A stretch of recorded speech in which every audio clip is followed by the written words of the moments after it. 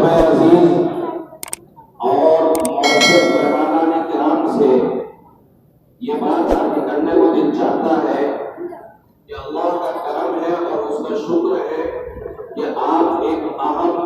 اور ایسی عظیم الشان درسگاہ میں جمع ہے جس کو اللہ رب العزت نے ایک اونچا ایک معیاری مقام عطا فرمایا ہے۔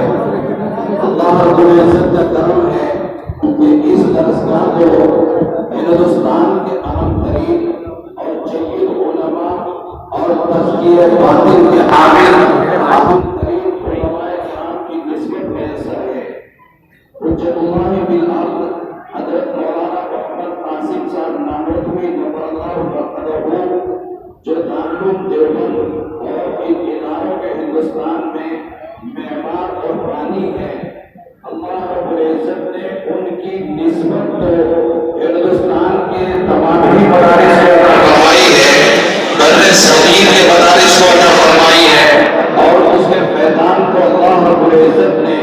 شرقاً و غرباً پورے عالم میں پھیلایا ہے۔ لیکن اس ادارے کی خاصیت ہے کہ اللہ نے اس نسبت کا تسلسل اس ادارے کو عطا فرمایا ہے۔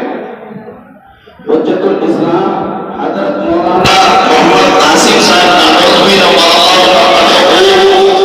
پھر اللہ کی شان ہے کہ حضرت فخر الاسلام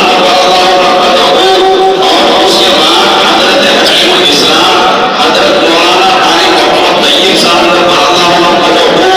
یہ تمام اکابر کی نسبتیں اس ادارے میں جمع ہیں اور ان کی روحانی دعاؤں کے اثرات اللہ رب العزت نے اس ادارے کو عطا فرمائے ہیں۔